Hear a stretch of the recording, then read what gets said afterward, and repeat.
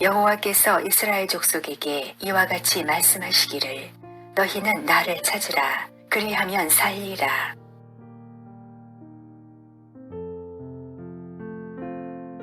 너희는 나를 찾으라. 그리하면 살리라. 우리는 여기서 끝까지 기다리시고 한 영혼이라도 더 구원 얻기를 원하시는 하나님의 사랑과 자비와 긍휼을 발견하게 됩니다.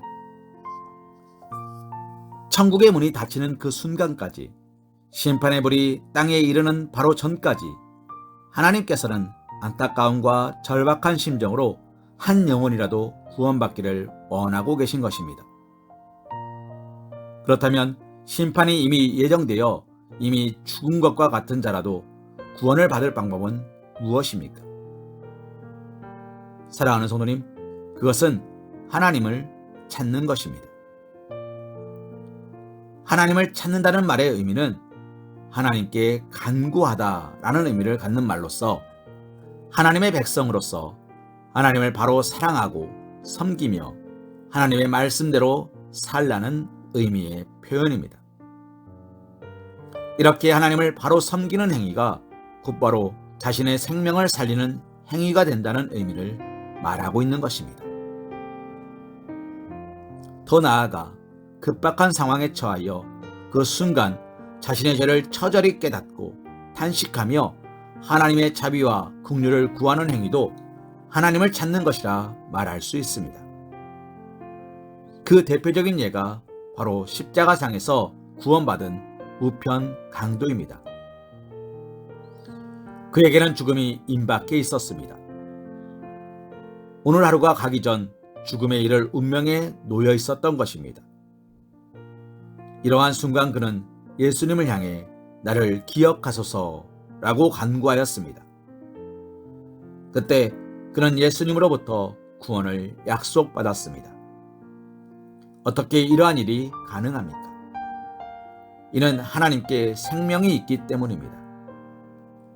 하나님은 생명 자체이십니다.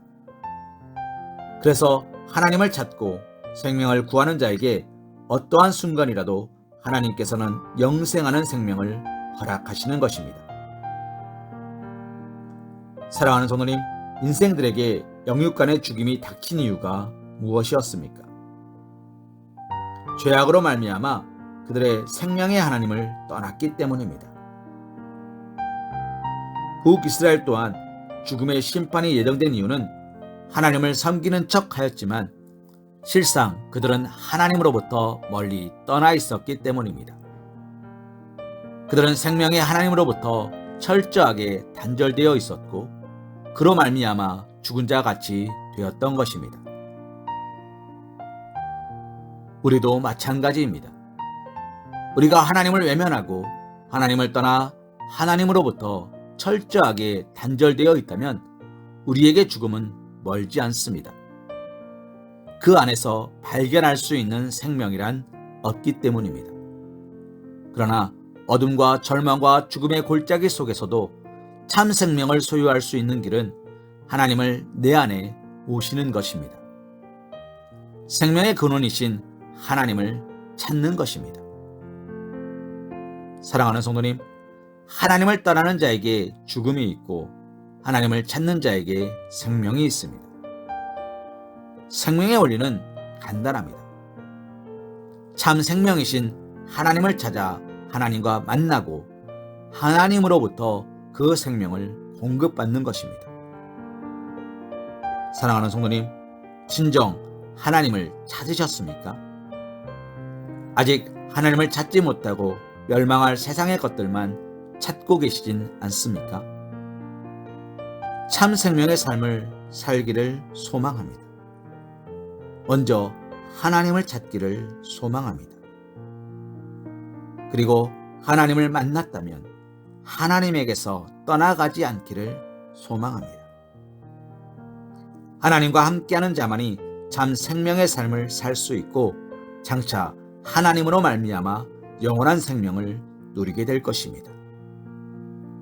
오늘도 하나님과 동행하심으로 하나님의 놀랍고 크신 은혜 가운데 영원한 생명 가운데 거하실 수 있는 사랑하는 우리 서광교회 성도님 사랑받는 주님의 자녀들 되시기를 주님의 이름으로 기도합니다.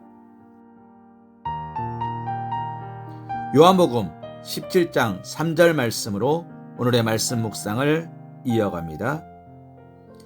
영생은 곧 유일하신 참 하나님과 그가 보내신 자 예수 그리스도를 아는 것이니이다. 아멘.